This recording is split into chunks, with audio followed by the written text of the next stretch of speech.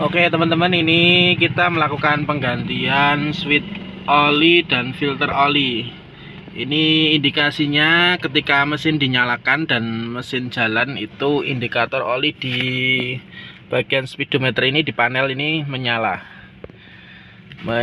ya. Jadi bukan karena ini olinya habis, tapi karena memang ada part yang memang perlu diganti. Nah, ini partnya sebentar saya tunjukkan ya. Nah, ini part yang perlu diganti. Ini filter oli. Ini memang sudah lama banget tidak dilakukan penggantian, sampai oli di dalamnya hitam pekat ini. Terus ini switch oli, ini yang menyebabkan indikator olinya nyala. Ini sudah kita lakukan penggantian, nanti semoga langsung padam.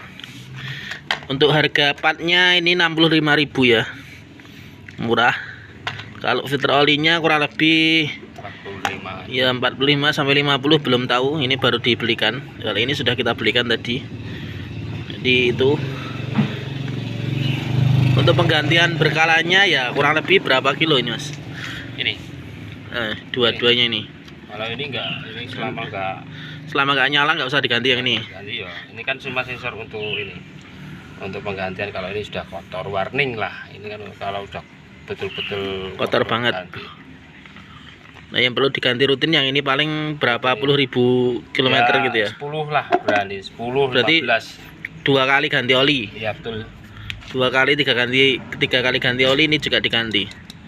Murah ya, jadi biar olinya tetap bersih, menjaga performa mesin tetap bagus.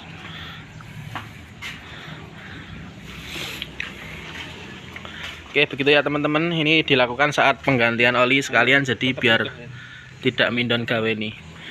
Nah, saat pelakukan penggantian oli nanti bisa dicek, jadi oli buangannya masih berapa liter. Jadi kalau masih banyak, apalagi masih utuh begini, ini kurang lebih 4 liter ya, sudah hampir penuh ini. Ini berarti kondisi mesinnya dalam kondisi baik, jadi dia tidak, olinya itu tidak ikut kebakar atau tidak ikut kebuang. Jadi oli hanya berputar saja melumasi mesin, itu tandanya mesin masih bagus.